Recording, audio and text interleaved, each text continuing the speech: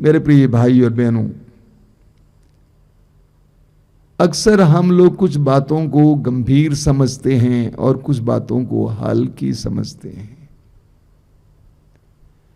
कुछ बातों पर जोर देते हैं, कुछ बातों पर जोर नहीं देते हैं।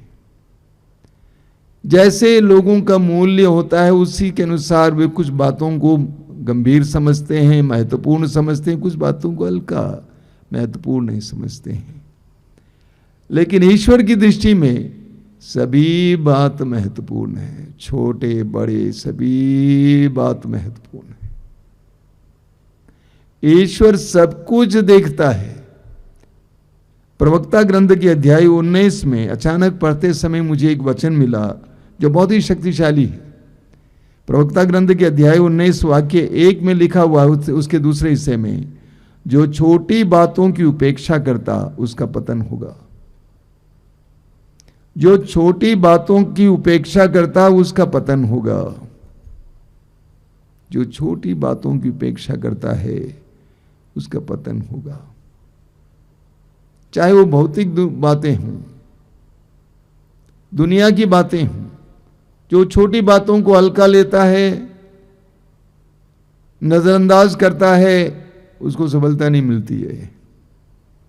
आध्यात्मिक बातें हों, किसी भी क्षेत्र में जो छोटी बातों को तुच्छ समझकर छोड़ देते हैं उनके जीवन में सफलता नहीं आती है। जो छोटी बातों को हल्के से लेते हैं वे सफलता कभी प्राप्त नहीं करेंगे। सफलता के लिए हर एक बात महत्वपूर्ण होती है। एक छोटा सा उदाहरण लीजिए। एक पानी का जहाज है और जहाज में एक छोटा सा छेद है। जानते हैं इतने बड़े जहाज को डुबा सकता है, छोटा सा छेद है। इतने बड़े जहाज को वो डुबा सकता है। कई युवक युवतियां मुझसे कहते हैं कि परीक्षा में अच्छे से किए लेकिन इंटरव्यू के लिए गए तो उस समय हम फेल हो गए। जब इंटरव्यू के लिए जाते हैं एक एक बात का ख्याल किया जाता है। वो लड़का दरवाजा खोलकर कैसे अंदर आता है, कैसे चल के आता है, कैसे बैठता है, उसका कपड़ा कैसा है, कॉलर कैसा है, किसकी ओर देखता है, कैसी भाषा का इस्तेमाल करता है, कितनी मुस्कुराहट और कितने आत्मविश्वास के साथ बोलता है। एक एक बात महत्वपूर्ण होती है। कोई भी बात छोटी नहीं होती है। मैंने देखा कुछ लोग पैसे के मामले में बहुत हल्के हैं, दे देते हैं, बस 10 रुपया ना, 20 रुपया ना, 30 रुपया ना, अनावश्यक खर्च भी कर देते हैं। ऐसे लोगों के पास पैसा कभी टिकता नहीं है। जो पैसे का दुरुपयोग करता है ऐसे लोगों के पास पैसा कभी टिकता नहीं है। सुसमाचारों में हम पढ़ते हैं कि प्रभु यीशु ने 5 रोटियों से 5000 से भी ज्यादा लोगों को खिलाया। योहन के सुसमाचार के अध्याय 6 उसके वाक्य 12 में पढ़ते हैं, प्रभु ने अपने शिष्यों से कहा, बचे हुए टुकड़ों को बटोर लो ताकि कुछ भी बर्बाद ना हो जाए।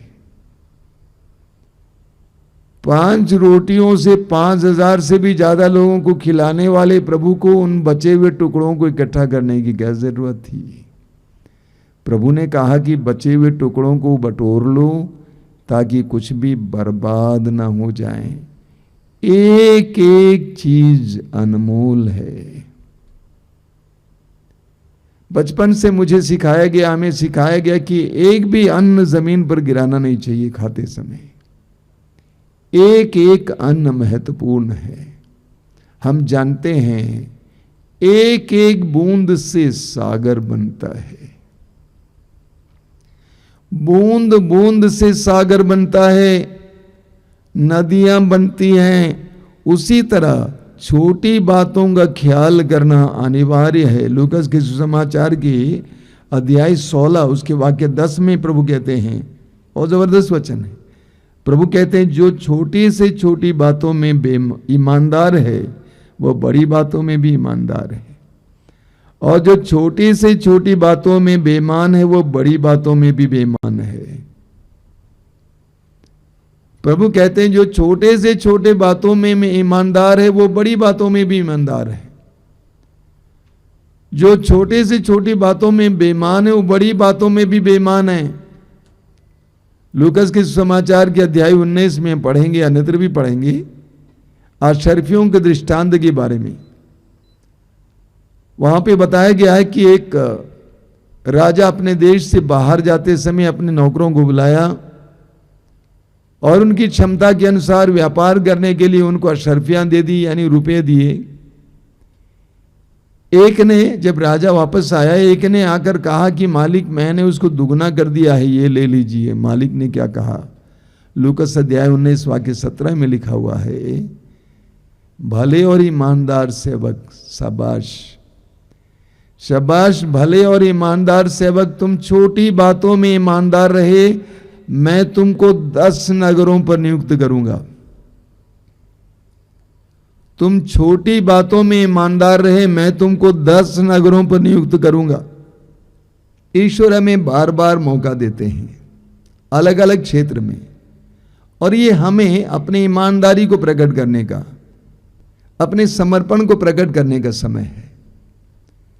हमें सामुएल के पहले ग्रंथ के अध्याय 15 में राजा साउल के बारे में पढ़ने को मिलता है। राजा साउल इस्राएल का राजा था। इस्राएल से अमलेकी अक्सर लड़ा करते थे, और ईश्वर ने साउल से कहा कि तुम जाकर अमलेकियों को हराओ, मैं तुम्हें अधिकार देता हूं, शक्ति भी देता हूं। लेकिन ईश्वर ने साउल से कहा था कि तुम लड़ाई जीतने के बाद वहां से कुछ नहीं लाओगे अपने देश, क्योंकि राजा जब भी किसी दूसरे राज्य पर आक्रमण करता था, उसको हरा देता था, उस देश से कुछ ना कुछ लेके आता था, सोना चांदी इत्यादि। ईश्वर ने आदेश दिया कि तुम वहां से कुछ नहीं लाओगे।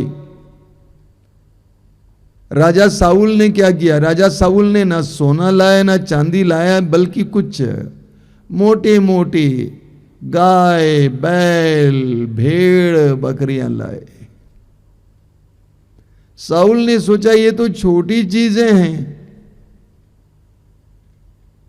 प्रभु ईश्वर ने सामुएल को बुलाया और कहा कि राजा साउल ने मेरे आदेश का उल्लंघन किया है। मैं दुखी हूं कि मैंने साउल को इस्राएल का राजा बनाया है।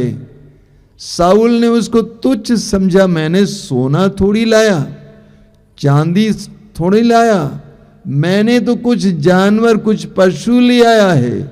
जब सामुएल ने पूछा तो उसने कहा ये तो मैं प्रभु को बलि चढ़ाने के लिए ले आया हूं। प्रभु ने साउल का तिरस्कार किया।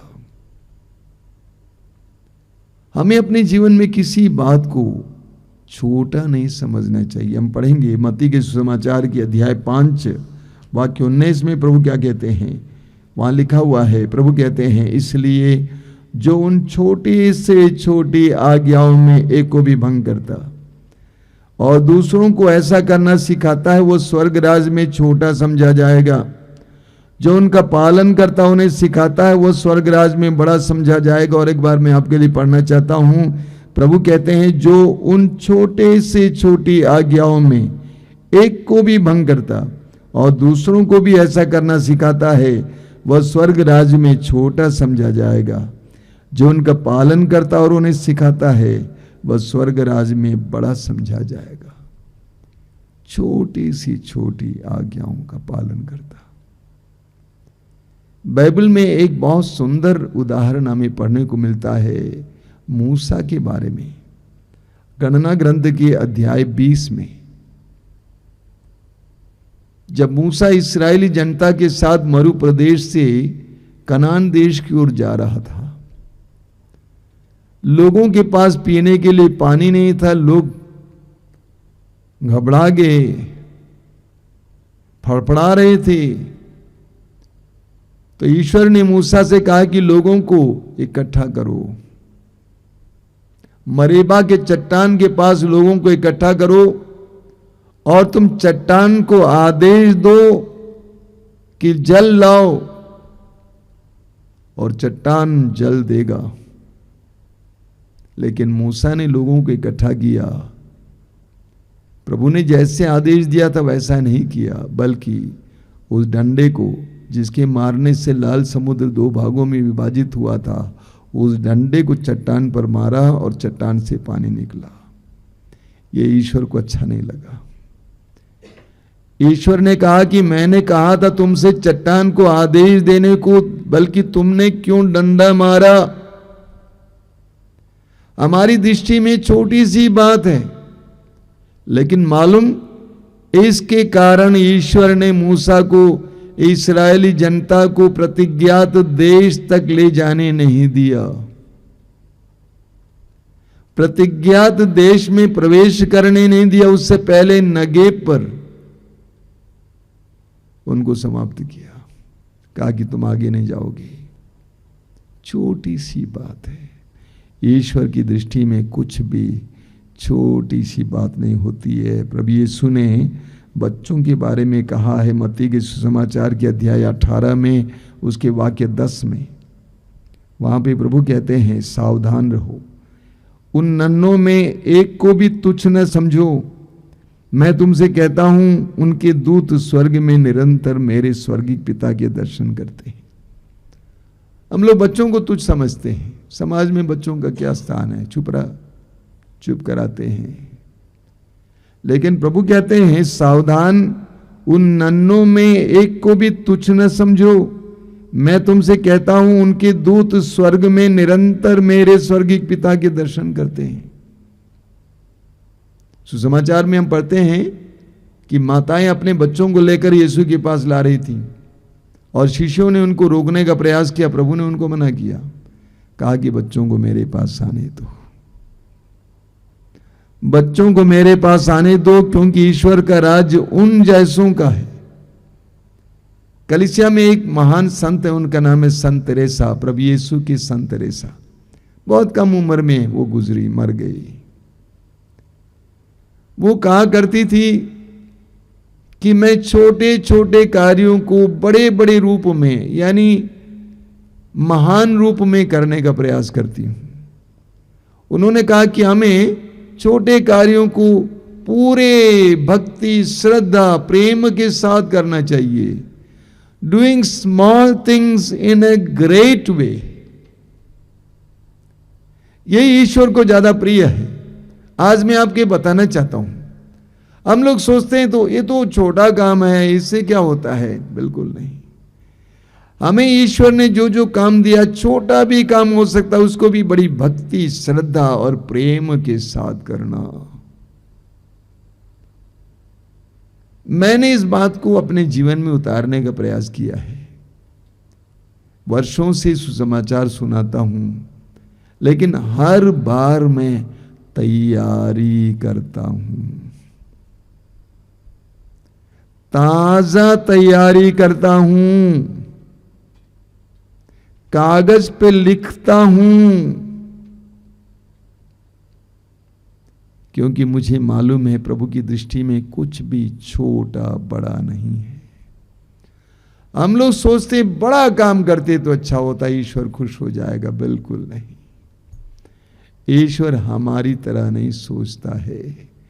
सामुएल का पहला ग्रंथ अध्याय 16 उसके वाक्य 7 में प्रभु कहते हैं, मनुष्य बाह्य रूप रंग देखता है, ईश्वर हृदय को देखता है। एक बार मैं कुछ भाइयों को हमारे बनारस की तिब्बती संस्थान ले गया था, बौद्ध भिक्षुओं के पास, और जो हमें वचन सुना रहे थे वो बोधिसत्व के बारे में बोल रहे थे। बोधिसत्व उस व्यक्ति को कहते हैं जिसने समाज के कल्याण के लिए अपने आप को अर्पित किया है, और वे बुद्ध को बोधिसत्व कहते हैं। तो मैंने उनसे पूछा कि क्या हम मदर तेरेसा को बोधिसत्व कह सकते हैं? उन्होंने कहा हां भी ना भी। मैंने कहा ऐसे आप कैसे कह सकते हैं, या तो हां या तो ना। उन्होंने एक बात कही जो मेरे दिल में छू गई।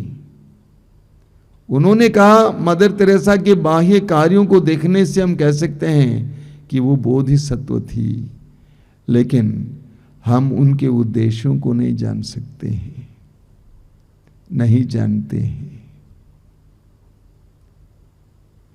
ईश्वर हमारे उद्देश्यों को देखता है, हमारे हृदय को देखता है, छोटे बड़े कार्यों को नहीं देखता है, हमारे उद्देश्यों को देखता है।